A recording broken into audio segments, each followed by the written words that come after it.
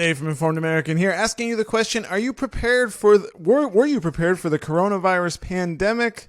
And are you prepared for the next pandemic or disaster? Now, right away, right at the top here, I want to start with you, Vera Powers. You commented, "Stop the fear mongering," and in the announcement post, you said, "Stop the pandemic BS, stop the fear agenda." And look, I want to be very clear, Vera, if you're watching, and I hope you are.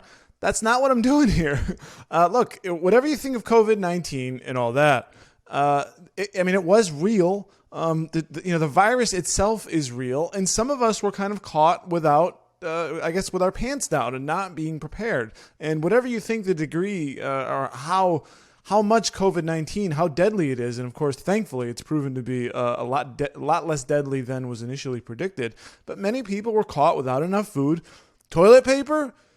I didn't have toilet paper. I didn't have toilet paper for about 3 or 4 weeks. I had to get a roll for my neighbor, and then thankfully I was able to find some at the store.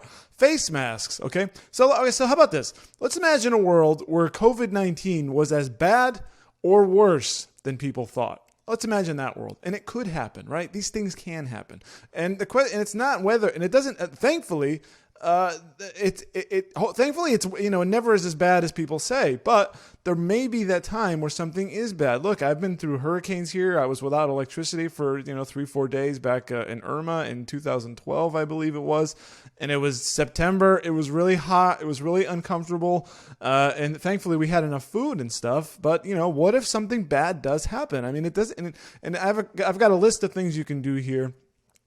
Just to be mildly prepared, common sense stuff. You don't have to be a total hoarder or anything like that. David Lloyd says, "Pay attention, be strong." So Vera, I'm not trying to fearmonger. Just being prepared isn't fearmongering. But some people for COVID-19. I'll give you an example: prescription medicines, and that's one of the things I'm going to mention. Maybe you just couldn't get your prescription. That's really bad, right? Even if the virus itself isn't deadly, but if there's a run on things, suddenly you're caught, again, not being prepared and not having what you need when you need it. So that's what I wanted to ask. And I'm curious if many of you, I think, are independent-minded, more self-sufficient. This group, I've been talking to you all for a few months. I'm getting a sense for kind of your perspective. So I wanted to know if how you guys prepare for things. Right now, we're getting into hurricane season here in Florida, and as I mentioned, Irma before. And I kind of learned my lesson. I have a little bit more than I did then. I've got a little bit, and we didn't run out of water or anything like that. But you might. It's possible, right? And I don't have a generator, but that's certainly something to maybe consider buying, so that way you can keep your fridge going or something like that. Tim Rollins says, "Stop already, no more BS." Guys, bad things do happen. Earthquakes, natural disasters. There could be another look, the Spanish flu wasn't fake, COVID-19, again, thankfully COVID-19 wasn't as bad as people were predicting. But the next thing could be, and it just takes a little bit of thing. Like who knew you had to have toilet paper, right? Who knew you had to have a little bit more than you normally had? Face masks? I didn't have a face mask. How many of you had one? Maybe if you did some work on your lawn or, maybe blowing insulation or something, you might have had a few extras. But this is the kind of stuff you should have. I was caught down a little bit, but what's next? Who knows what's next? Hopefully everything is at this level and lower. But it's good to just be prepared, and it doesn't really cost you a lot. So one of the first things maybe you could do is have a plan if you need to leave your house, maybe an evacuation plan in that case of a hurricane. Or if somebody gets sick, if someone needs medical attention that you can't necessarily provide on your own. Is there a doctor do you have a friend who has medical advice who might allow you in their home that can maybe help you if you get hurt or if you get sick? So that's one thing to have. The evacuation is another one. And we have a route. We have kind of a plan for a hurricane. If we essentially go north and find whatever empty hotel they might be. David Lloyd says should be called uncommon sense. Yeah, absolutely. So it doesn't take much, guys. So here we are. You have a plan if you got to leave your house. Not a big deal. You just you maybe write it down, right? We're going to this place. Maybe I've got an aunt somewhere upstate. We're going to Aunt Jenny's house or something, right? That's simple. That's not a big deal. Yeah, so if you need to evacuate, maybe you have a friend who's a doctor, and maybe they're willing to take you in if something's wrong and they can help you. The other thing is the drinking water thing. People recommend 2 weeks of drinking water, and it works out to about a gallon per day per person that you'll need. And it's not that expensive. You can go to your grocery store and buy a few gallons, throw them in your garage, throw them somewhere and even in your attic or something. They have a long expiration date. I think I bought a few of them because I happen to brew beer.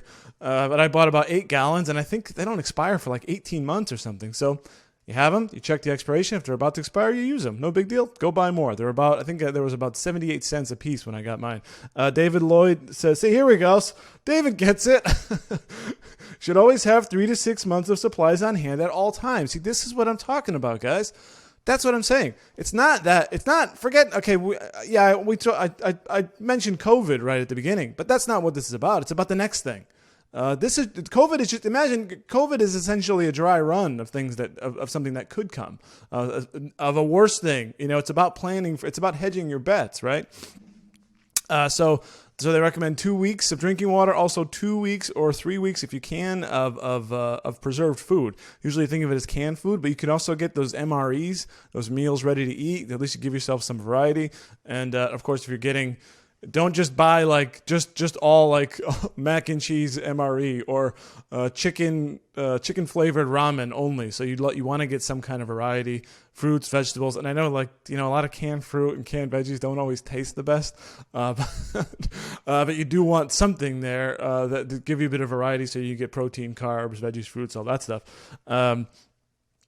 And so yeah, if you guys, so David, what do you keep for 3 to 6 months? If you're still listening, what do you have? I mean, you get 3 months of water, 3 months of food. What are your supplies? I mean, so a couple other recommendations here. Make sure your prescriptions are full, and if you can get your doctor to maybe allow you to get a month ahead. Maybe just so you can have that buffer in case you can't go to the grocery store or something like that, or there is a run on prescriptions, which there will be. A first aid kit, that's a basic one, right? Have Band-Aids, gauze, Neosporin, that kind of thing, a basic first aid kit if you get cuts, burns. That way you can prevent infection if you can't go see your doctor, that kind of a thing. Stock up on cleaning supplies, and of course, sanitizer and paper products, guys. Hand sanitizer, that would have been sure would have been nice to have hand sanitizer and toilet paper and of course face masks ahead of time, wouldn't it? If you just happen to have them. Now I was able to get a few. I didn't have them when the pandemic started, and of course I learned how to make my own. Which we have a video on our YouTube channel, by the way. But now I bought some extra face masks, and I'm just going to keep them for who knows, right? What's the cost, right? Versus the potential benefit. So that kind of thing. A generator is something I mentioned earlier. Is it worth getting? Batteries, flashlights, that kind of thing. How many flashlights do you have? How many batteries do you have? Can you power them? I've seen some where you can buy, or they're solar powered that can regenerate batteries. They also make them, I think, for generators as well. And what about personal protection? If you think about getting a firearm just in case. And if you're not a gun person, then what? Maybe a knife. I don't know. Keep a baseball bat nearby, some mace, some pepper spray, stuff like that. I mean, it is something to think about, personal protection. I mean, I'm not saying like zombie apocalypse or something like that, but it is something to keep in mind. So I wanted to just get this. I wanted to just put this out there to you guys, just to see what you all thought about it, and if you're thinking about, because COVID, I want to call it over. I mean, I think it's over in most of your minds, and I think BS was used about 2 or 3 times in the comments. We are getting over that hump, and we are getting through it. But it doesn't mean no more bad things are going to happen ever again. And what are you doing to prepare for simple little things? Like, you don't have to go out to Costco and buy all this stuff at once. Maybe you get an extra can of vegetables. When you normally buy 1, buy 2. When you normally buy a thing of toilet paper, buy an extra one. Just keep it. Buy a gallon of water every time you go to the grocery store. It's like I said, it's like 79 cents. Little things like that, and keep a little stash so when things do happen. And look, again, I live in Tampa Bay. Thankfully, hurricanes aren't too bad here. Just sort of the geography of the state. It's kind of hard for a hurricane to swing back around, but that did kind of happen with Irma. And like I said, we were out of power for 3 or 4 days, and it was pretty damn miserable. And I know if I had a generator, my life would have been a lot easier. At least I could have run a fan or something.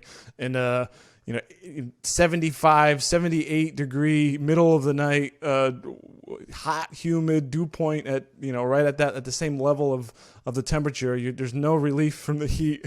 It's absolutely brutal. We went through basically all of our canned food. So it was a nutty time, and I do wish I was a little bit more prepared, and that wasn't BS. It was real.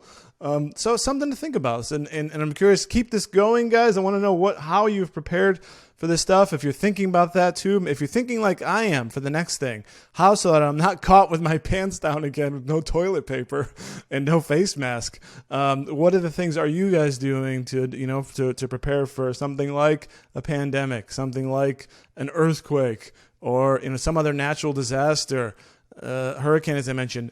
How about this before I leave you? How about civil unrest? God, we weren't thinking of that a year ago, and now suddenly that seems like, wow, yeah, there might be some cause here if I live in a place where there might be rioting on my block. How am I going to deal with that? Personal protection. What if my power goes out? That kind of stuff. So that's become a very real thing now where it wasn't before. So it's, kind of put your mind around these ideas of preparing for the next thing. So with that, I will leave you all. I appreciate you all watching. I want you to continue the conversation, keep that going. And of course, head on to informedamerican.com to get real smart news in your inbox every day. Just go ahead and over to the site and share your email with us, and you will get our daily newsletter. Thank you so much, and we'll catch you on the next video.